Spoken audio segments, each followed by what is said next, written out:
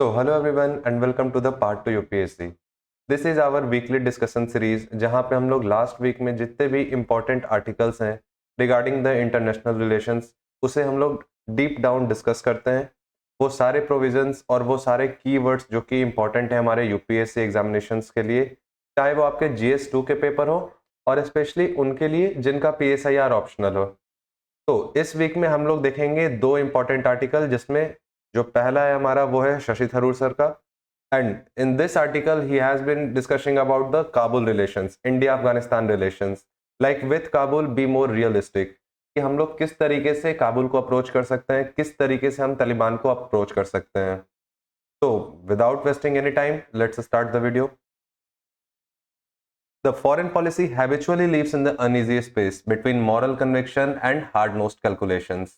आप सबने भी देखा होगा कि लास्ट वीक तालिबान की एक पूरी की पूरी टीम आई थी इंडिया, और इंडिया तालिबान के रिलेशंस में एक नया डेवलपमेंट हुआ था। तो इनका ये मानना है, शशि थरूर का ये मानना है कि जो फॉरेन पॉलिसी है ये एक अनईजी स्पेस में रहती है, जहां हमारे पास एक तो मॉरल कन्विक्शन है और साथ ही साथ कुछ हमारे हार्ड नोस्ड कैलकुलेशंस भी हैं। अब ये टर्म्स आपको थोड़े हार्ड लग रहे होंगे। इसका बेसिक मुद्दा यह है कि आप जैसे देख सकते हैं इंडिया में कुछ पॉलिटिकल वैल्यूज हैं जिन्हें ज़्यादा तरजीह दी जाती है, जिन्हें ज़्यादा इंपॉर्टेंस दी जाती है, जैसे कि विमेन राइट्स को लेके, सेक्युलरिज्म को लेके।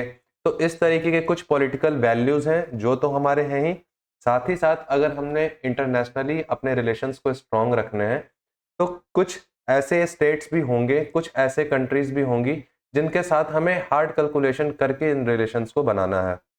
तो इनका यही मानना है that states declaim universal values and when expediency dictates recalibrate, कि जहां पे हमें जरूरत पड़ेगी वहां पे हम लोग रीकैलिब्रेट करेंगे। तो इंडिया का जो रीसेंट आउटरीच है अफगानिस्तान तालिबान को लेके, और ये बहुत अच्छे तरीके से विजिबल हुआ था हमारा जो रीसेंट विजिट में by the Afghanistan foreign minister. यहाँ पे न्यू दिल्ली में जो मीटिंग हुई थी वहां पे एक जॉइंट स्टेटमेंट भी रिलीज हुआ था जिसमें प्रोमिसेस किए गए थे ह्यूमैनिटेरियन एड्स के लिए, डेवलपमेंट कॉपरेशन के लिए, and it reveal a strategic logic. The press room controversy over the exclusion of women journalist lays awkwardly bear the moral compromises that accompany real politics। तो ये वाला पॉइंट हमें क्या दर्शा रहा है कि न्यू दिल्ली मीटिंग में अभी हाल में जो जॉइंट स्टेटमेंट की गई थी जिसमें इंडिया ने कुछ प्रोमिसेस किए थे कि वो ह्यूमैनिटेरियन एड्स प्रोवाइड करेंगे, डेवलपमेंट कॉपरेशन प्रोवाइड करेंगे, बट साथ ही साथ आपने देखा होगा कि उस मीटिंग में एक बहुत बड़ी कंट्रोवर्सी हुई थी जिसमें तालिबान फॉरेन मिनिस्टर्स और तालिबान की जो मीटिंग हुई थी उसमें सारे विमेन जर्नलिस्ट को अवॉइड किया गया था, विमेन जर्नलिस्ट को उसमें अलाउ नहीं किया गया था, जिसके अराउंड काफी ज्यादा कंट्रोवर्सीज हुई थी। तो India's rational for engaging the Taliban is three fold and plainly pragmatic. तो इंडिया का जो रैशनल है तालिबान के साथ इंगेज करने का, उसमें तीन एस्पेक्ट हैं और ये मेनली बहुत ही प्रैक्टिकल रीजन है। सबसे पहला reason, the first reason, that Kabul matters to New Delhi security calculus. अगर हमें इंडिया के सिक्योरिटी को देखना होगा, उस एस्पेक्ट से देखना होगा, तो काबुल काफी इंपॉर्टेंट एंटिटी बन के आता है हमारे सामने। क्यों? क्योंकि अगर एक स्टेबल अफगानिस्तान रहेगा जो कि टेररिस्ट को हार्बर नहीं करेगा, लेट अलोन अनलीश, मतलब एक तो हो गया कि आप उनको हार्बर कर रहे हैं, उनको रख रहे हैं टेररिज्म को अपने स्टेट में, दूसरे होता है कि रख ही नहीं रहे हैं बट कि उनके अनलीश भी कर रहे हैं अपने बगल वाले कंट्रीज में, अपने नेबरिंग कंट्रीज में। तो अगर एक स्टेबल अफगानिस्तान रहेगा that refugees to harbour, let alone unleash anti India militants, is a strategic imperative. ये हमारे इंडिया के लिए एक बहुत ही स्ट्रेटेजिक इंपेरेटिव, दैट मीन्स कि एक स्ट्रेटेजिक बेनिफिट होगा हमारे पास, specially given the legacy of the cross border terrorism. और क्योंकि हम लोग देख सकते हैं कि हमारे नॉर्थ वेस्ट में क्रॉस बॉर्डर टेररिज्म कितना एक्टिव है और हमारे कंट्री का हिस्ट्री रह चुका है पाकिस्तान के साथ। क्यों? क्योंकि हम लोग पाकिस्तान के साथ एक प्रॉक्सिमिटी शेयर करते हैं, मतलब Pakistan is our territorial neighbour, और वहां से हमें हमेशा देखने को मिला है क्रॉस बॉर्डर टेररिज्म। तो पहला हमारा क्या हो गया, क्यों इंपॉर्टेंट है काबुल? क्योंकि हमारे सिक्योरिटी पॉइंट ऑफ व्यू से, न्यू दिल्ली के सिक्योरिटी पॉइंट ऑफ व्यू से। दूसरा, second, India has long standing development footprints and people to people ties with Afghanistan, which was for years the largest recipient of our development assistance। 2.3 billion dollar का development assistance हमने किया है। तो दूसरा expect हमारा क्या हो गया कि इंडिया ने बहुत लंबे समय से वहां पे डेवलपमेंट प्रोजेक्ट्स बनाए हुए हैं, वहां पे अपने फुटप्रिंट छोड़े हुए हैं। सारे सलमा डैम के बारे में आप जानते होंगे। Keeping aid infrastructure and consular channels open protect these investment and influence. तो जितने भी खर्चे हमने किए हैं अफगानिस्तान के लिए, और वो एक समय पे वो 2.3 बिलियन डॉलर्स का था, तो ये सारे बहुत ही मैटर करते हैं इंडिया अफगानिस्तान के रिलेशंस में, कि किस तरीके से अगर आपका अफगानिस्तान के साथ अच्छा रिलेशंस नहीं रहेगा तो वो सारे आपके जितने पैसे खर्च हुए, जितने भी आपके प्रोजेक्ट्स हैं, उनको कोई सिक्योरिटी नहीं प्रोवाइड कर सकता है। तो दूसरा एस्पेक्ट तो हमारा वो हो गया। फिर थर्ड पॉइंट हमारा ये हो गया कि India's engagement is a hedging strategy in a region where geopolitical rivalry is intensifying. Failure to keep channels open with Kabul would only cede space to Pakistan, China, and others to deepen ties, undermining India's interest and shape outcomes to their advantage. तीसरा हो गया कि अफगानिस्तान अभी वैसा reason बना हुआ है जहां पे सारे मेजर पावर्स, चाहे वो यूएसए हो गया, पाकिस्तान हो गया, चाइना हो गया, वो चाह रहे हैं किसी तरीके से अपना कंट्रोल बनाने का। अगर इस टाइम पे इंडिया उनके साथ इंगेज नहीं करती है तो हम अपना लेवरेज छोड़ देते हैं, और ये लेवरेज छोड़ देते हैं उन सारे स्टेट्स के पास जो हमारे लिए एक तरीके से थ्रेट बन के आ सकती है। तो अगर हम चाहे कि हमारा ये लेवरेज जाए नहीं हमारे हाथों से, तो हमारे लिए अफगानिस्तान के साथ डील करना, उसके साथ इंगेज करना बहुत ज़्यादा इंपॉर्टेंट हो जाता है। तो ये तीन मेन रीजंस है, थ्री फोल्ड रीजंस है, जिसके कारण हमें अफगानिस्तान के साथ इंगेजमेंट करना चाहिए, इंगेजमेंट बढ़ाना चाहिए, और वो एक प्रैक्टिकल इंगेजमेंट होना चाहिए। अब those considerations explain why new Delhi hosted Amir Khan Muttaqi. अब इन्हीं कंसिडरेशंस के कारण ही तो हमने आमिर खान मुत्तकी को होस्ट किया। हम लोग ने उन्हें अलाउ किया कि आप अफगान एम्बेसी यूज करें, उनके साथ लॉजिस्टिक्स नेगोशिएट किए, और किस तरीके से हमारे जो कंसुलर फैसिलिटीज हैं उन्हें अपग्रेड किया जाए, इसके बारे में चर्चा हुई। साथ ही साथ हमने अपने ह्यूमैनिटेरियन कमिटमेंट्स को भी रीअफर्म किया। Steps announced publicly in a joint statement after the meeting, formal recognition did not follow. अब हम अभी भी तालिबान को फॉर्मली रिकॉग्नाइज नहीं कर रहे हैं। ये बात आपको बहुत इंपॉर्टेंट तरीके से समझनी होगी कि क्या मतलब है फॉर्मल रिकॉग्निशन का। मतलब हम लोग तालिबान को अफगानिस्तान का स्टेट कंट्रोलर नहीं मान रहे हैं। अभी हम लोग ने तालिबान को फॉर्मली रिकॉग्नाइज नहीं किया है, बट जो हमारे टेक्निकल मिशन थे काबुल में, उसे हम लोग ने अपग्रेड करके एम्बेसी बना ली है। तो this distinction matters, it signalled both engagement and caution. तो इससे हम लोग देख सकते हैं कि हम लोग अभी भी तालिबान को फॉर्मली रिकॉग्नाइज नहीं कर रहे हैं, बट हमने अपने जो टेक्निकल मिशन थे वहां उसे एम्बेसी का रूप दे दिया है। तो हम लोग इंगेजमेंट भी कर रहे हैं, साथ ही साथ एक कॉशन भी मेंटेन करके चल रहे हैं। The visit's optics were complicated by a diplomatic fox passed by the Afghans. A Taliban organized press interaction in New Delhi excluded women journalists. कि तालिबान ने एक जो प्रेस इंटरैक्शन रखा था न्यू दिल्ली में, उसमें विमेन जर्नलिस्ट को एक्सक्लूड कर दिया गया था, और इसके कारण बहुत ज्यादा शार्प डोमेस्टिक क्रिटिसिज्म भी हुई थी। And a government statement distancing itself from the episode. साथ ही साथ गवर्नमेंट ने भी अपने एक स्टेटमेंट दी जिसमें उन्होंने कहा कि इस पे हमारा कोई कंट्रोल नहीं है, क्योंकि जैसा आपने पढ़ा होगा अपने इकोनॉमी में भी कि जिस देश की एम्बेसी अगर दूसरे कंट्री में होती है तो वो टेरिटरी उस कंट्री की मानी जाती है। जो अफगान एम्बेसी है वो अफगान के टेरिटरी मानी जाती है। उसी तरीके से अगर इंडियन एम्बेसी यूएस में या किसी भी और कंट्री में है, वो इंडियन टेरिटरी मानी जाएगी। तो यहाँ पे जो विमेन जर्नलिस्ट को अलाउ नहीं किया गया, तो ये अफगान तालिबान का ये डिसीजन था। तो गवर्नमेंट ने अपने आप को इस एपिसोड से डिस्टेंस कर दिया कि इसके ऊपर तो हमारा कंट्रोल ही नहीं था। बट आपने देखा होगा उसके बाद एक सेकंड मीटिंग भी हुई थी, वहां पे उन सारे विमेन जर्नलिस्ट को अलाउ किया गया था। तो इस पे बहुत सारे इंडियन न्यूज रूम, अपोजिशन के पॉलिटिशियंस और मीडिया ने स्ट्रांगली प्रोटेस्ट किया था। The Ministry of External Affairs insisted it had no role, जैसा कि अभी हमने बताया कि it had no role in arranging that particular media event, while subsequently the Taliban leader addressed women journalist। उसके बाद वाले जो नेक्स्ट मीटिंग हुई थी उसमें तालिबान लीडर ने women journalist को भी एड्रेस किया था। The press conference controversy left a sour taste in Indian mouths and raised anew the moral misgivings surrounding New Delhi's engagement with the Taliban regime। ये part क्या बोल रहा है कि ये जो पूरा एपिसोड हुआ विमेन जर्नलिस्ट वाला, इससे क्या हो गया, एक जो इंडिया अफगानिस्तान के रिलेशंस को लेके एक पहले से डाउट बना रहा था कि क्या मॉरली ये करेक्ट होगा एक तालिबान जैसे एक टेररिस्ट ग्रुप के साथ इंगेज करना, उसमें एक और ये एडिशन हो गई कि आप जहां पे इंडिया के जो मॉरल वैल्यूज थे वो क्वेश्चन में आ गए। तो this episode is a concentrated lesson. तो ये जो हमारा एपिसोड था ये एक कॉन्सेंट्रेटेड लेसन था। इस इंगेजमेंट से हम लोग कम से कम ये तो एश्योर हो गए कि अफगान टेरिटरी को क्रॉस बॉर्डर टेररिज्म के लिए यूज नहीं किया जाएगा पाकिस्तान के द्वारा, but it can also force domestic audiences to confront the dissonance between India's constitutional commitment to gender equality and its willingness to accommodate movement that systematically curtails women's fundamental right। तो साथ ही साथ इसका नेगेटिव एस्पेक्ट क्या होता है कि India के कुछ कॉन्स्टिट्यूशनल कमिटमेंट से हमने कुछ चीजों पे ये मॉरली अग्री किया है कि ये सारे वैल्यूज हमारे कॉन्स्टिट्यूशंस में है, जिसे आपने अपने बेसिक स्ट्रक्चर ऑफ कॉन्स्टिट्यूशन में भी पढ़ा होगा। और उसमें जैसे एक आता है हमारा जेंडर इक्वालिटी।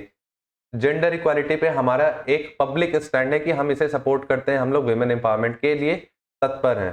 बट ये जो एपिसोड हुआ इसमें ये देखा गया कि इंडिया के किस तरीके से इंडिया ने अपने वैल्यूज को छोड़ा और इंटरनेशनल रिलेशंस में डील करने के लिए विमेन राइट से थोड़े कॉम्प्रोमाइजेस किए। तो ये जो हमारा पूरा का पूरा एक्सपीरियंस था भी इंडिया अफगानिस्तान वाला, ये डुअल नेचर का था। एक जगह तो फायदा हो गया हमें, एक जगह तो हमें सिक्योरिटी एश्योरेंस मिल गई, बट साथ ही साथ हमारा जो कमिटमेंट था जेंडर इक्वालिटी का वो क्वेश्चन में आ गया। तो India present outreach can not be understood without recalling the fraud past. अब ये जो इंडिया का प्रेजेंट आउटरीच है, जो अभी का अप्रोच है, ये हम लोग अपने पास्ट को भुलाए बिना नहीं देख सकते हैं। क्यों? क्योंकि पास्ट में भी बहुत सारे ऐसे चीजें हुई थी। अगर आपको याद होगा जो पहली तालिबान की रेजीम थी उसमें किस तरीके से पाकिस्तान ने इंडिया के साथ हॉस्टिलिटी की थी, उसका सबसे बड़ा एग्जांपल है 1999 में जो हाईजैकिंग हुई थी इंडियन एयरलाइन फ्लाइट IC 814 की। उस हाईजैक ने बहुत डीप स्कार्स छोड़े हैं हमारे इंडियन रिलेशंस को लेके, इंडियन आइडियलिज्म को लेके, और किस तरीके से हम डील करते हैं इन सारे ऐसे रिजीम्स को जिन्हें कोई टेरर बेस्ड ऑर्गेनाइजेशन कंट्रोल कर रही है। क्योंकि अगर आपको याद होगा तो 1999 में जो हाईजैकिंग हुई थी उसके बाद ऐसा डिमांड किया गया था कि कुछ जेल्ड पाकिस्तानी टेररिस्ट थे उन्हें रिलीज किया जाए। तो ये पूरा का पूरा एपिसोड हमें अभी भी याद है। That episode hardened new Delhi's stance for years and underpinned unequivocal non-recognition of and non-cooperation with the Taliban for the subsequent quarter century। इसी कारण से उस एपिसोड के बाद से हम लोग ने तालिबान के को ना तो रिकॉग्नाइज किया, ना उसके साथ कॉपरेट किया, और ये चला कब तक? क्वार्टर सेंचुरी तक, 1999 से अभी तक, अराउंड 25 ईयर्स तक हमने ये नहीं किया। क्यों? Just because of this episode. What has changed since then is geopolitical context. The Taliban's attempt to claim a measure of diplomatic normalcy, its increasing estrangement from its erstwhile sponsors and patrons in Pakistan, and India's own strategic imperatives। अब अभी के time पे ये सारे में changes क्यों आए हैं? क्योंकि तालिबान अब वो पुराना तालिबान नहीं है। तालिबान अब डिप्लोमेटिक एक नॉर्मलसी क्रिएट करने चाहता है। वो डिप्लोमेटिकली दिखा रहा है कि वो एक स्टेट को किस तरीके से चला सकता है, अपने स्टेट क्राफ्ट को दिखा रहा है, किस तरीके से ये पाकिस्तान के साथ डील कर रहा है, यूएस के साथ डील कर रहा है। तो यहाँ पे एक इंडिया को भी अपना एक प्रैग्मेटिक अप्रोच रखना होगा। The US withdrawal in 2021, the reconfiguration of regional alignments and Afghans' dependence on external aid have created incentive to reopen channels। अब 2021 में जिस तरीके से यूएस आर्मी वहां से विड्रॉ की थी, रीजनल अलाइनमेंट्स सारे चेंज हुए थे, अफगानिस्तान का जो डिपेंडेंस है एक्सटर्नल एड पे, इन सब रीजन्स के कारण इंडिया के लिए ये एक बहुत इंपॉर्टेंट कंट्री बन जाता है। New Delhi calculates that quiet diplomacy, humanitarian engagement and selective cooperation, जब हम लोग कॉपरेशन करेंगे भी तो वो क्या होगा? सेलेक्टिव होगा। On counter terrorism and connectivity can better secure Indian interest, क्योंकि हमें अपना इंडियन इंटरेस्ट भी देखना है। सिर्फ और सिर्फ हम लोग किसी कंट्री को या किसी रजीम को अगर आइसोलेट करते हैं तो वो हमारे इंटरेस्ट के भी खिलाफ जाता है। And same goes with the Afghanistan. India's own history of principled foreign policy choices sharpen many Indians' misgivings about the current debate। In the 1970s, India objected vehemently to apartheid South Africa, including forfeiting a Davis Cup final in 1974। अब अगर हम लोग अपने past की बात करें तो past में हम लोग ने ऐसा बहुत सारा कदम उठाया है जहां पे हम लोग ने अपने कल्चरल वैल्यूज, कॉन्स्टिट्यूशनल वैल्यूज को ज्यादा इंपॉर्टेंस दी है। जैसे कि इसमें एग्जांपल इन्होंने मेंशन किया है कि 1970s में जब साउथ अफ्रीका में अपार्थाइड सिस्टम था जहां पे रेशियल डिस्क्रिमिनेशन किए जाते थे, उस समय हम लोग ने एक डेविस कप फाइनल हुआ था, उसे हम लोग ने बॉयकॉट किया था। rather than accepting sporting ties with a regime। जैसा कि अभी आप देखते हैं कि ये बहुत सारी बातें होती है ना कि क्रिकेट को और पॉलिटिक्स को दूर रखो, बट ये कभी हिस्टोरिकली नहीं हुआ है। हिस्टोरिकली हमने जो अपना स्टैंड लिया है वो अपने कॉन्स्टिट्यूशनल वैल्यूज पे लिया है कि अगर हम लोग रेशियल डिस्क्रिमिनेशंस के अगेंस्ट हैं तो हम लोग ने डेविस कप फाइनल भी 1974 में बॉयकॉट कर दिया था। तो that sacrifice was a moral stand, ये हम लोग ने एक मॉरल स्टैंड लिया था that dramatically reinforce India's anti colonial and anti racist identity on the world stage. और ये स्टैंड दिखाया था कि किस तरीके से इंडिया एंटी कॉलोनियल अपना पॉलिसीज बनाता है, किस तरीके से इंडिया रेसिज्म के खिलाफ एक एक्शन ले सकता है। अगर उसी को हम लोग अभी देखें, contrast this with the same India's willingness to cooperate with an Afghan government that treats women as abominably as South Africa treated black people। तो उस चीज को अगर अभी के अफगानिस्तान के साथ कंपेयर किया जाए तो जिस तरीके से साउथ अफ्रीकन सिस्टम में ब्लैक लोगों के साथ डिस्क्रिमिनेशन किया जाता है, कहीं ना कहीं अफगानिस्तान के द्वारा भी अभी वहां के औरतों के साथ भी किया जा रहा है, उन्हें भी उस तरीके का ही ट्रीटमेंट मिल रहा है। तो हम लोग ऐसा क्यों मान लें कि why is gender discrimination acceptable than racial discrimination. In racial discrimination अगर हम लोग उसके खिलाफ हैं तो जेंडर बेस्ड डिस्क्रिमिनेशन के भी खिलाफ होना चाहिए। Student India have taken a comparable moral line, क्या हमें अपनी एक मोरल ड्यूटी नहीं दिखानी थी? और is gender based repression somehow more acceptable today than racial, या फिर जेंडर बेस्ड रिप्रेशन को जेंडर के बेस पे अगर डिस्क्रिमिनेशन होता है तो उसे हम लोग एक्सेप्ट कर लेते हैं rather than racial discrimination. But अगर ये सारे तो क्वेश्चंस हैं जो कि बहुत लोग, जो अपोजिशन वाले हो गए, मीडिया हो गए, ये सारे उठा रहे हैं, लेकिन इसका आंसर क्या है? The answer is partly about the leverage and partly about perceived urgency. कि आंसर यहाँ पे कि हमें किस तरीके से इस सिचुएशन में अपना लेवरेज देखना है, यहाँ पे अभी क्या अर्जेंसी है।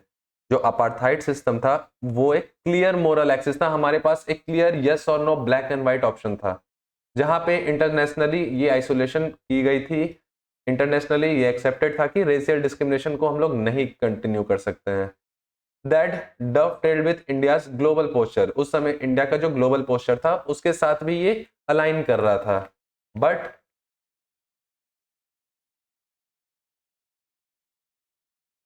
अफगानिस्तान टुडे इज मेसी, अभी का अफगानिस्तान बहुत मेसी है। ह्यूमैनिटेरियन कैटास्ट्रॉफी, मतलब ह्यूमैनिटेरियन तौर पे बहुत अभी वहां पे डिस्ट्रक्शन हुई है। सिक्योरिटी वैक्यूम, कोई वहां पे सिक्योरिटी का कोई व्यवस्था नहीं है। फ्रेजाइल स्टेटहुड, ये सारे चीज कॉम्प्लिकेट कर देते हैं अभी के कैलकुलस को, अभी के अफगानिस्तान को, कि वहां पे अगर छोड़ दिया जाए तो सिक्योरिटी का एक वैक्यूम क्रिएट हो जाएगा, स्टेटहुड खतरे में आ जाएगी। स्टेटहुड खतरे में आ जाएगी मतलब अफगानिस्तान में अंदर से पूरा का पूरा बंटवारा होना स्टार्ट हो जाएगा। तो इन सारे रीजन्स के कारण अफगानिस्तान का जो अभी का केस है वो काफी मेसी है। But expediency alone can not erase the ethical question. But सिर्फ और सिर्फ प्रैक्टिकल होने के कारण हम लोग एथिकल क्वेश्चन को डिनाई भी नहीं कर सकते हैं, क्योंकि अगर इंडिया ने एक बार रिफ्यूज किया, if India once refused to dignify racialized oppression, why do we tolerate even temporarily a regime that curtail half its population's basic freedoms?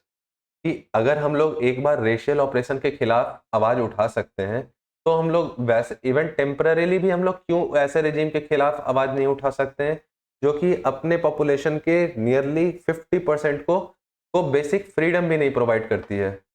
तो how should thinking Indians react to this dilemma? इस dilemma को एक सोचने वाला व्यक्ति, एक सोचने वाला भारतीय व्यक्ति किस तरीके से परसीव करेगा? तो the civic unease is palpable, legitimate and necessary. Engagement does not require moral white washing. अगर हम लोग को इंगेजमेंट करना भी है तो इसका मतलब ये नहीं है कि हम लोग मोरली इसे वाइट वॉश कर देंगे कि नहीं नहीं चलो चलो ये तो ठीक ही है, इतना चलता है। इस तरीके से ये करना जरूरी नहीं है, but it does require constant public scrutiny and clear red lines. Public के द्वारा ये स्क्रूटनी होते रहनी चाहिए एक डेमोक्रेटिक कंट्री में। Thoughtful Indian democrat should insist on 3 demands. हमारे पास 3 डिमांड्स होने चाहिए। पहला, the first one, that humanitarian and development assistant be channelled in ways that prioritise women's needs and protect their access to education and health. कि हम लोग जितने भी ह्यूमैनिटेरियन एड्स प्रोवाइड कर रहे हैं वो इस तरीके से चैनल हो कि विमेन के नीड को भी मेन मुद्दा बना के रखा जाए, उन्हें भी प्रॉपर एक्सेस मिले एजुकेशन का और हेल्थ का। Second, that diplomatic contact be conditional, calibrated and reversible, no automatic recognition and no shameful moral compromises. दूसरा ये कि हमारा जो भी डिप्लोमेटिक कॉन्टैक्ट होगा वो कंडीशनल होना चाहिए, ऐसा नहीं होगा कि वो बाद में रिवर्स हो सके। ऐसा नहीं होना चाहिए कि हम लोग ऑटोमेटिक फिर रिकॉग्नाइज करने लगे कि चलो तब तो तालिबान को हम लोग रिकॉग्नाइज कर रहे हैं। और कुछ भी इसमें शेमफुल मोरल कॉम्प्रोमाइजेज नहीं होने चाहिए। शेमफुल मॉरल कॉम्प्रोमाइजेज मतलब कि कहीं इंगेज करने के चक्कर में हम लोग अपने मॉरल वैल्यूज को ना खो दें, ये नहीं होना चाहिए। थर्ड पॉइंट क्या है? That domestic ritual prestige not be ceded to foreign actors who flout India's constitutional values on gender equality. कि आपके जो भी डोमेस्टिक रिचुअल प्रेस्टीज हो, आपका अपना खुद का जो भी रिचुअल हो, आप अपने कंट्रीज में किसी भी तरीके से जो भी ट्रीट कर रहे हो, लेकिन इंडिया के कॉन्स्टिट्यूशनल वैल्यूज को आप अपने इंटरनेशनल रिलेशंस में नहीं ला के रख सकते हैं, जैसा कि हम लोग ने अभी देखा अपने जेंडर इक्वालिटी वाले केस में। तो India's diplomatic posture can be both realistic and moral if it embeds accountability mechanism, transparent aid monitoring, specific benchmarks on rights resumption and public reporting on security assurances. India का जो अभी diplomatic posture है ये realistic भी हो सकता है और मोरल भी हो सकता है, दोनों एक साथ हो सकता है। और ये कैसे होगा? क्योंकि एक अगर अकाउंटेबिलिटी मैकेनिज्म हो तभी ये हो पाएगा, जिसमें कि हमारा जितना भी एड देंगे ट्रांसपेरेंट एड मॉनिटरिंग हो कि हमारे पैसे कहाँ खर्चे हो रहे हैं, स्पेसिफिक बेंचमार्क्स हो कि कितने कौन कौन से स्तर पर हम लोग ये सारे चीज़ें प्रोवाइड कर रहे हैं, क्या बेंचमार्क है, हमारा राइट्स प्रॉपर मिल रहे हैं या नहीं, और पब्लिक रिपोर्टिंग हो सारे सिक्योरिटी एश्योरेंसेस की, कि जो एश्योरेंस अफगानिस्तान अभी दे रहा है कि हाँ चलो हमारा लैंड को यूज नहीं किया जाएगा क्रॉस बॉर्डर टेररिज्म के लिए, क्या वो सही में ऐसा हो रहा है भी या नहीं। इसके लिए civil society, media and opposition politics का बहुत बड़ा रोल होता है in pressing the government to make those conditions explicit rather than implicit. Explicit और इम्प्लिसिट का मतलब क्या है? एक्सप्लिसिट वो चीज हो गई जो कि सीधा सीधे डायरेक्टली बोला गया कि ये कंडीशंस तो आपको करने ही करने होंगे। इम्प्लिसिट क्या होता है कि अच्छा ये कहीं ना कहीं ये हिडन होगा। तो गवर्नमेंट को क्या इंश्योर करना है कि वो जितने भी कंडीशंस रखे तालिबान के पास वो सीधे सीधे एक्सप्लिसिट हो कि आपको विमेन एम्पावरमेंट के लिए ये करना है, जेंडर इक्वालिटी के लिए ये करना है। ये कहीं भी ऐसे चुपके से हल्के से छोटे से लाइन में ना हो, इम्प्लिसिट ना हो, एक्सप्लिसिट हो। So the Taliban episode is a study in contradiction of contemporary diplomacy, the need to secure tangible national interest colliding with the moral standards and expectations of a pluralistic democracy। तो ये पूरा का पूरा जो Taliban episode है ये दिखाता है किस तरीके से कॉन्ट्राडिक्शंस हमारे अभी के कंटेम्प्रेरी डिप्लोमेसी में, हमारे इंटरनेशनल रिलेशंस में। History's reminder should inform but not dictate. जितने भी हमारे हिस्ट्री के रिमाइंडर्स हैं इन्हें हमें इन्फॉर्म करना है, ना कि ये डिक्टेट करना है कि किस तरीके से हमारे करंट चॉइसेस होंगे। उससे हमें सीखना है, जरूरी नहीं कि जो हिस्ट्री में हुआ वो वापस से सेम हो। और साथ ही साथ हमारा जितना भी इंगेजमेंट होगा उसमें हम लोग एथिकल गाइडलाइंस को फॉलो करेंगे, क्योंकि अगर हम लोग एथिकल गाइडलाइंस के बिना ये करेंगे तो ये हमारी जो एक कल्चरल वैल्यूज है, हमारी कॉन्स्टिट्यूशनल वैल्यूज है, उसके सीधा सीधी अगेंस्ट जाएगा। It will risk normalising repression, isolation without pragmatic engagement, risk strategic setbacks. और अगर हम लोग पूरा का पूरा उसे आइसोलेट भी कर दिए विदाउट प्रैक्टिकली इंगेजिंग तो ये भी हमारे लिए एक खतरा बन सकता है, एक स्ट्रेटेजिक सेटबैक हो सकता है। तो हमें क्या करना है? The golden path, the golden mean. The hard task for New Delhi is to reconcile principle with pragmatism. जो एक प्रैक्टिकल अप्रोच है वो लेके चलना है, that protect both national security and the dignity of the right bearing citizenry our government represent. कि किस तरीके से हमारे ये वैल्यूज हैं जो हम लोग हर एक सिटीजन्स के लिए एक प्रॉपर राइट्स के लिए आर्ग्यू करते हैं। तो आप देख सकते हैं कि ये वाला जो पॉइंट है ये जिस तरीके से इन्होंने एंड किया है इस तरीके से ही हमें अपने आईआर के जितने भी आंसर्स होते हैं, आईआर के जितने भी कंक्लूजन्स होते हैं, उसे हमें इस तरीके से ही अप्रोच करना है, एक मिडल पाथ लेके चलना है। ना ही प्योरली एंगेजमेंट, ना ही अपने मोरल गाइडलाइंस को पूरा का पूरा तरीके से इग्नोर करना। तो इस कारण से हम लोग ये आर्टिकल पढ़ते हैं, इन्हें एनालाइज करते हैं, ताकि कल को ये हमारे आंसर्स में भी रिफ्लेक्ट हो। As the land of Mahatma Gandhi, who taught us that noble ends do not ever justify ignoble means, India must remain true to itself, and we, the public, must not cease to be vigilant about what is said and done in our name।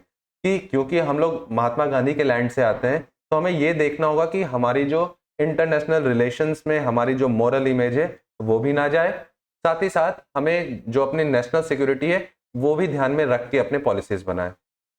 तो this was all about this article that with Kabul we have to be more realistic.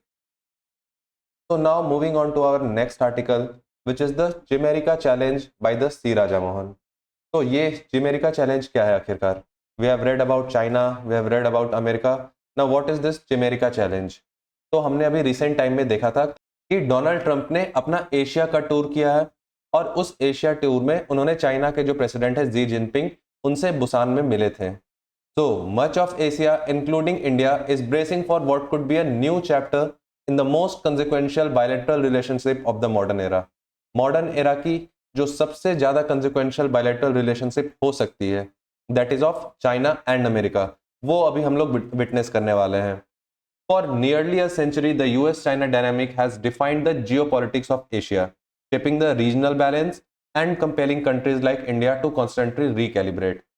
तो हम लोग ये देख सकते हैं कि for nearly a century US और चाइना के जो रिलेशनशिप्स है, जो डायनेमिक है, उन्होंने एशिया के पूरे जियोपॉलिटिक्स को चेंज करके रखा है, उसे डायरेक्टली इफेक्ट करते हैं, जिसके कारण हमारे यहाँ के रीजनल बैलेंस शेप होते हैं और इंडिया जैसे कंट्री इन्हें कॉन्स्टेंटली कैलिब्रेट करना पड़ता है। कॉन्स्टेंटली रिकैलिब्रेट का मतलब क्या है कि हमें अपने स्टैंसेस को चेंज करना पड़ता है constantly based on what US and China is doing. So each phase in their ties had ripple effects across the region. India has often found itself struggling to keep pace with these shifts. तो India ने हमेशा अपने आप को struggle करते हुए देखा है ये जो सारे शिफ्ट में चेंजेस होते हैं। And that challenge could depend if Trump and Xi seek to reset their fraught relationship. और ये जो चैलेंज है ये और ज्यादा बढ़ सकता है अगर ट्रम्प और जी जिनपिंग अपने इस रिलेशनशिप में एक नया एंगल लेके आते हैं। तो अगर हम लोग इसके इवोल्यूशन को देखें तो the US China relations took shape in the 1930s amid imperial Japan's aggression. Washington backed Chiang Kai-shek's nationalist government with aid and embargoes against Tokyo, while during World War II China and the US became allies. तो हमें पता है, अगर हम लोग अपने world history पे एक बार नजर डालेंगे तो हम ये देख सकते हैं कि जब 1930s का टाइम था और उस समय जापान डायरेक्टली अटैक करता था चाइना पे, तो उस समय वॉशिंगटन ने बैक किया था चियांग किया शेक्स के नेशनलिस्ट गवर्नमेंट को, कुछ एड्स प्रोवाइड किए थे एंड टोक्यो के अगेंस्ट कुछ एम्बार्गोस, कुछ टैरिफ्स लगाए थे। और इसके बदले में वर्ल्ड वॉर 2 में चाइना ने यूएस का साथ दिया था। चाइना और यूएस एलाइज बन गए थे। अगर आप वापस से अपने वर्ल्ड हिस्ट्री में देखोगे तो एक टाइम पे जापान एक बहुत बड़ी इंपीरियल पावर थी और जापान ने चाइना पे वो सारे एट्रोसिटीज किए हैं जिस तरीके से जर्मनी ने ज्यूस पे किए थे। तो उस समय पे वॉशिंगटन ने बैक किया था चाइना को और उसे रिजल्ट किस में मिला? वर्ल्ड वॉर 2 में, जब चाइना और यूएस दोनों अलाइज थे। India sympathetic to China struggle found itself divided. अब इंडिया उस समय में डिवाइडेड था। Gandhi refuse Chiang's plea for cooperation. Gandhi ने जो चाइना की जो प्ली थी कॉपरेशन के लिए उसे रिफ्यूज कर दिया था। क्यों? Prioritising India's fight against British rule, क्योंकि उन्हें इंडिया और ब्रिटिश रूल के बीच का जो फाइट था उसे प्रायोरिटाइज करना था। उसी तरीके से Subhas Chandra Bose turn to Japan for help. Subhas Chandra Bose के बारे में तो हम लोग जानते हैं, उन्होंने किस तरीके से जापान में गए थे हेल्प लेने के लिए। And Indian communist sided with allies by highlighting the dangers of fascism. और उसी समय इंडिया के जो कम्युनिस्ट थे वो चाइना के साथ थे। क्यों? क्योंकि उन्हें फैसिज्म से डर था कि जिस तरीके से यूरोप में फैसिज्म बढ़ रहा है उससे कम्युनिज्म को खतरा हो सकता है। तो वो साइड हुए थे चाइना के साथ, चाइना को सपोर्ट कर रहे थे। तो इंडिया में ये जो इंटरनल डिवीजन था, India's internal division caused it a role in shaping the post-war order, as China, on the side of the victorious allies, secured a permanent seat on the UN Security Council, while India was left out.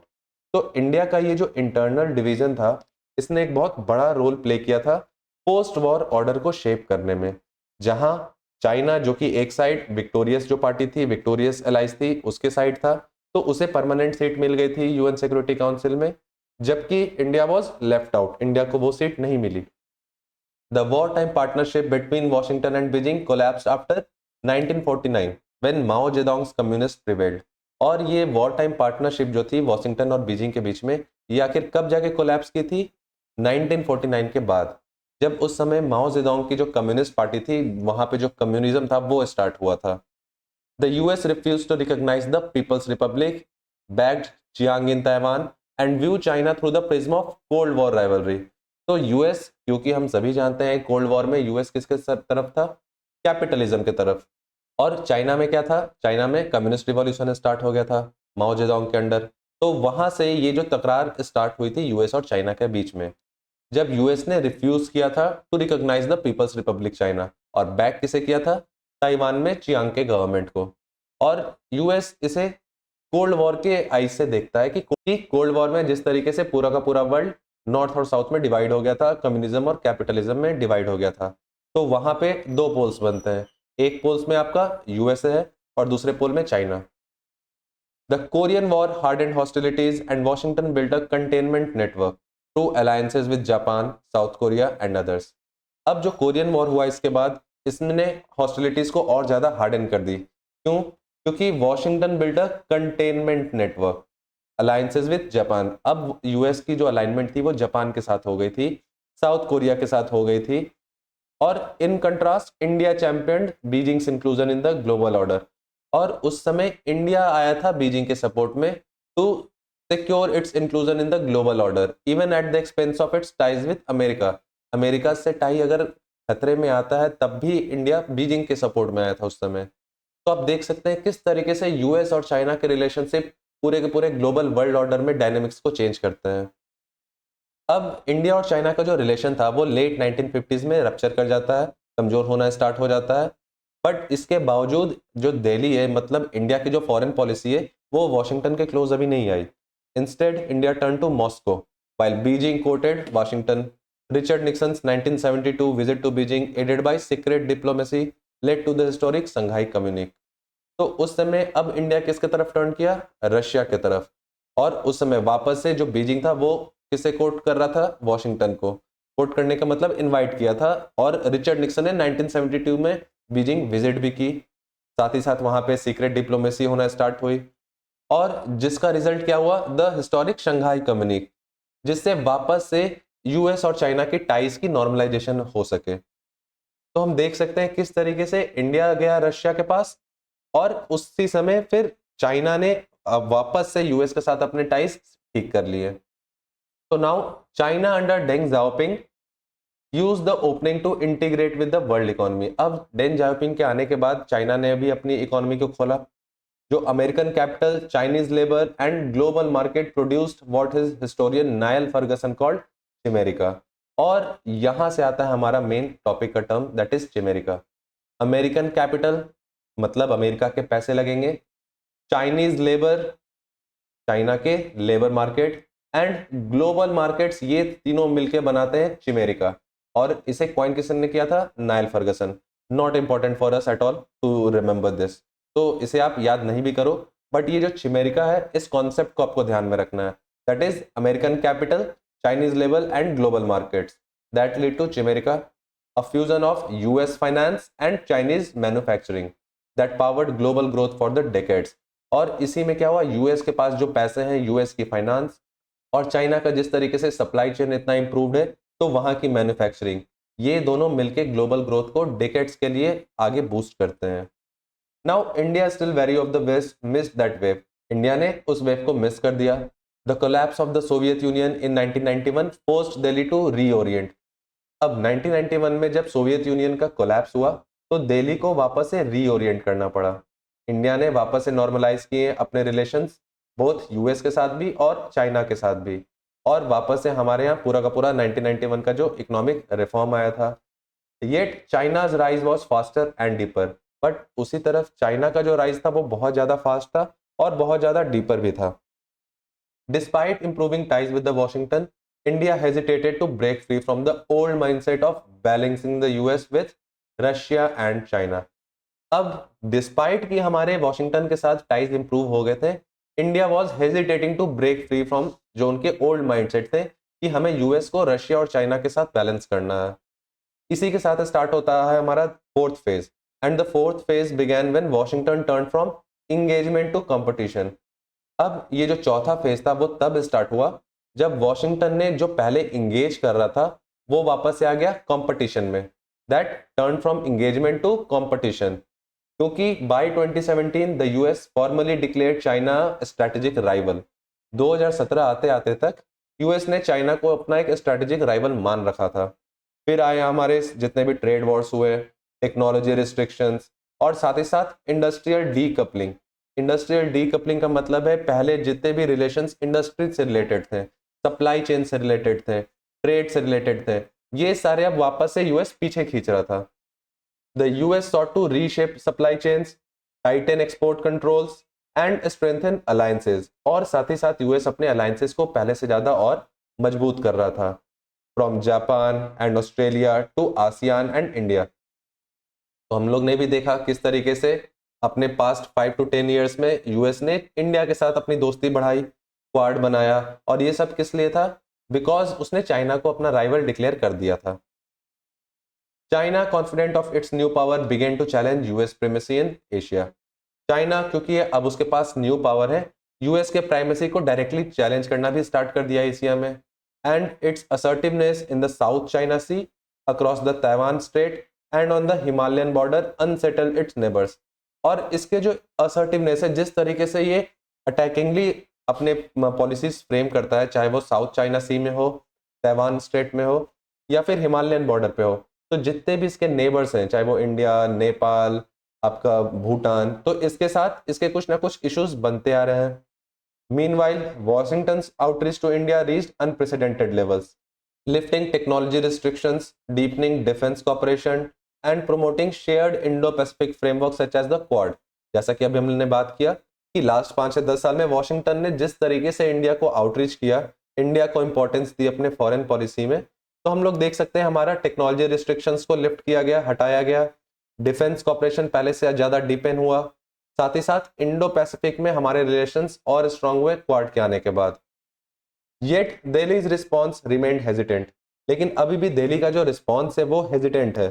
Haunted by fears of entrapment in an American alliance, India was cautious to fault, क्योंकि India अभी भी America को कभी पूरे तरीके से स्वीकार नहीं कर सकता है।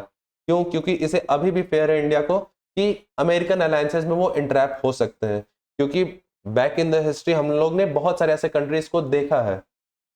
Despite facing China's aggression on the border, Delhi has shied away from fully leveraging US support to bridge the widening power gap with Beijing. कि चाइना का इतना अग्रेशन हो रहा है हमारे हिमालयन बॉर्डर्स पे, उसके बावजूद हमारी जो फॉरेन पॉलिसी है उसने कभी भी यूएस सपोर्ट को फुल्ली लेवरेज नहीं किया। Now, as Trump and Xi meet in Busan, some in Delhi fear that a new US-China detente could sideline India. The old fear of entrapment has turned into anxiety about abandonment. अब कुछ लोगों का ये fair है दिल्ली में कि ये जो यूएस और चाइना के रिलेशनशिप है ये वापस से स्ट्रांग होना स्टार्ट कर रहे हैं, तो कहीं ये जो हमारा पुराना डर था इंट्रैपमेंट का, ये एक एंजाइटी ना हो जाए अबैंडनमेंट का। अबैंडनमेंट का मतलब क्या कि कहीं हमें ऐसा ना हो कि यूएस कंप्लीटली अबैंडन कर दे, क्योंकि इंडिया की वैल्यू यूएस के नज़र में इसीलिए थे ताकि वो चाइना को काउंटर कर सके, और अगर चाइना ही उसका दोस्त बन गया, चाइना से ही उसके रिलेशनशिप ठीक हो गए, तो इंडिया की फिर क्या जरूरत, तो कहीं इंडिया को अबैंडन ना कर दिया जाए। ऐसे एंजाइटी की बात हो रही है इधर। But it is premature to assume a grand bargain between Washington and Beijing is at hand. लेकिन ये एक बहुत ही प्री मैच्योर एजम्पशन होगा कि हम लोग अभी से ही इस चीज को अज्यूम कर ले, क्योंकि वॉशिंगटन और बीजिंग के बीच में बहुत सारे ऐसे डिस्प्यूट्स हैं, बहुत सारे ऐसे इश्यूज हैं जो सिर्फ एक मीटिंग के बाद आपके कभी भी सॉल्व नहीं हो सकते हैं। Trump and Xi are expected to announce a truce in their trade and technology war. Welcome news for global markets, but a ceasefire is not peace. That is what I'm saying. कि अभी चलो यहाँ पे Trump और जी मिले हैं तो trade war में थोड़ी कमी आएगी, जो ग्लोबल मार्केट्स हैं वो वापस से राइज करेंगे, लेकिन कभी भी एक सीज फायर पीस नहीं होता। सीज फायर क्या होता है? कोई भी अगर जो लड़ाई लड़ी जा रही है उसमें एक रुकावट का बस काम करती है, ये लड़ाई को वहां पे हॉल्ट किया जाता है। It is never peace. तो यूएस चाइना रिलेशनशिप में अभी भी सीज फायर हुआ है, पीस कंप्लीटली नहीं आई है। The structural contradiction between Washington and Beijing are too deep to vanish overnight. जितने भी स्ट्रक्चरल कॉन्ट्राडिक्शन है, जितने भी डीप डाउन हमारे कॉन्ट्राडिक्शन है यूएस और चाइना के रिलेशनशिप के बीच, वो ऐसे ओवरनाइट कभी भी वैनिश गायब नहीं हो सकती है। Many worry Trump might sacrifice Taiwan और other Asian interest for a deal with China. बहुत सारे ऐसे वरी कर रहे हैं कि ट्रम्प ताइवान के इशू को सेक्रीफाइस कर देगा या फिर दूसरे एशियन इंटरेस्ट को सेक्रीफाइस कर देगा जस्ट बिकॉज ऑफ चाइना से डील करने के लिए। But there is a catch, yet signs from Trump's Asia tour suggest continuity as well as adjustment. अभी ट्रम्प की जो एशिया टूर हुई थी वो ये शो कर रही है कि कंटिन्यूटी भी होगी पहले वाले पॉलिसीज की, साथ ही साथ कुछ एडजस्टमेंट भी होंगे। कि रीअफर्म्ड सपोर्ट फॉर ऑकस, उन्होंने ऑकस के लिए वापस से रीअफर्म किया अपना support, and the golden age of the US Japan alliances, और साथ ही साथ ये भी अनाउंस किया कि अभी यूएस और जापान अलायंस के ये गोल्डन एज है। Promise long term partnership with ASEAN, ASEAN के साथ लॉन्ग टर्म पार्टनरशिप के लिए भी प्रॉमिस की है, and unveiled plans to reduce dependence on Chinese critical minerals. साथ ही साथ चाइना में जितने भी क्रिटिकल मिनरल्स के एक्सपोर्ट हुए हैं उसके डिपेंडेंस को भी बोला है कि इसके लिए भी हमारे कुछ प्लान है इसे रिड्यूस करने के लिए। तो ये सारे मूव्स क्या सजेस्ट करते हैं कि Washington is refining not reversing, कि वॉशिंगटन रिफाइन कर रहा है, रिवर्स नहीं कर रहा है its China strategy. Within the US debate continues, should America retrench to its hemisphere, prioritise trade over geopolitics और double down on balancing China. उसी तरीके से यूएस में क्या डिबेट चल रही है कि क्या अमेरिका को वापस से अपने हेमिस्फीयर में लौट जाना चाहिए, क्या उसे जियोपॉलिटिक्स को ज्यादा प्रायोरिटाइज करना चाहिए अदर देन बैलेंसिंग चाइना। तो इस चीज का जो आंसर है, इस डिबेट का जो आंसर है, that will shape the next phase of the US China rivalry. अब इसका आंसर ही हमें बता सकता है कि यूएस चाइना राइवलरी का नेक्स्ट स्टेप क्या होगा और एशिया का फ्यूचर क्या होगा। For Delhi, it is reasonable to assume that US and China will oscillate between the confrontation and accommodation. तो ये सारे जो कीवर्ड्स हैं इसी के मैं बात करता हूँ, ये आपके इंपॉर्टेंट है आपके खुद के आंसर राइटिंग के लिए कि किस तरीके से हम लोग ये अज्यूम करना है हमें कि US and China will oscillate between the confrontation and accommodation, कि कॉन्फ्रंट भी करेंगे एक दूसरे के साथ ही साथ धीरे धीरे अकोमोडेट भी करेंगे एक दूसरे के साथ। But structural rivalry will persist, एक जो उनके स्ट्रक्चर में ही राइवलरी है वो हमेशा परसिस्ट करेगी। What is new is that Beijing is now a superpower in its own right, marking a new phase in Asia's modern international relations. इसमें नया बात क्या है अब कि बीजिंग खुद में अब एक सुपर पावर बन चुकी है और एक ये नए फेज में एशिया को लेके जा रही है जहां की एशिया का मॉडर्न इंटरनेशनल रिलेशन शेप हो रहा है। So this US-China engagement, as in America's Cold War detente with the Soviet Union, does not end competition. ये competition को end नहीं कर रहा है. It merely channel it. ये बस इसे चैनल कर रहा है और इंडिया के लिए यहाँ पे लेसन क्लियर है, neither panic nor complacency serves it interest. Delhi must track US China encounters closely but not be swayed by the theatre of symmetry, कि इंडिया को भी पैनिक करने की कोई जरूरत नहीं है, इंडिया को बस अभी ट्रैक करना है कि यूएस और चाइना के किस तरीके से इनकाउंटर होते हैं और किसी एक समिट के अनाउंसमेंट से स्वेड बैक नहीं करना है, पीछे नहीं हटना है। As Delhi's power deficit with Beijing grows and the US-China engagement reshapes Asia, a strategic hesitation is no longer an option. अब जिस तरीके से ये यूएस और चाइना के रिलेशनशिप में शेप हो रहे हैं, ये डायनामिकली चेंज हो रहे हैं, अब हम लोग स्ट्रेटेजिकली हेजिटेट नहीं कर सकते हैं। अब हमारे लिए ये ऑप्शन ही नहीं रहा है कि हेजिटेट करें अपने कुछ डिसीजन लेने से, हमें कुछ ना कुछ डिसीजन लेना होगा। Now strategic hesitation is no longer an option. Instead India must strengthen its own leverage. तो इंडिया को अपने लेवरेज को किस तरीके से स्ट्रेंथन करना है? थ्रू डीपर इकोनॉमिक रिफॉर्म, अपने इकोनॉमिक रिफॉर्म को डीपेन करना है, modernising it's defence industrial base and developing a more coherent technology strategy, और अपने टेक्नोलॉजी को पहले से ज्यादा और स्ट्रेटेजाइज करना है। Like China's Deng, India's leadership knows that US is the most valuable external partner. जिस तरीके में चाइना में डेंग जियोपिंग ने यह रियलाइज किया था कि यूएस नो डाउट एक मोस्ट वैल्यूएबल एक्सटर्नल पार्टनर है, उसी तरीके से इंडिया के लीडरशिप भी ये जानते हैं कि US most valuable external partner है, उसे हम सिरे से निकाल नहीं सकते, डायरेक्टली उसे एक्सक्लूड नहीं कर सकते हैं। तो for a quarter century the US took the initiative to draw India closure.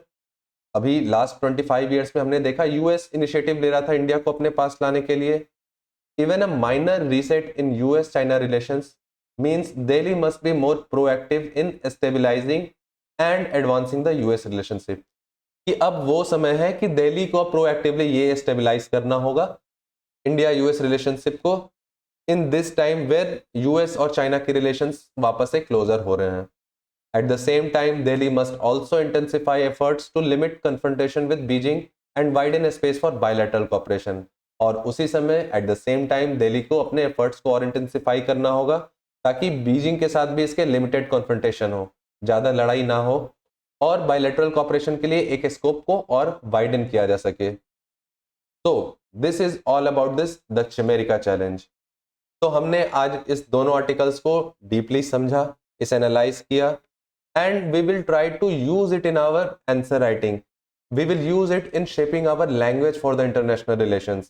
कि इंटरनेशनल रिलेशंस में किस तरीके से हमें इस लैंग्वेज को इस्तेमाल करना है, डिप्लोमेटिक लैंग्वेजेस को यूज करना है। तो that was all from today's video. We will meet again in the next week with next international relations affairs और जो भी ऐसे डेवलपमेंट्स होते हैं रिगार्डिंग इंडियन फॉरेन पॉलिसी और एनी इंटरनेशनल रिलेशंस अफेयर उसे हम लोग डीपली डिस्कस करेंगे।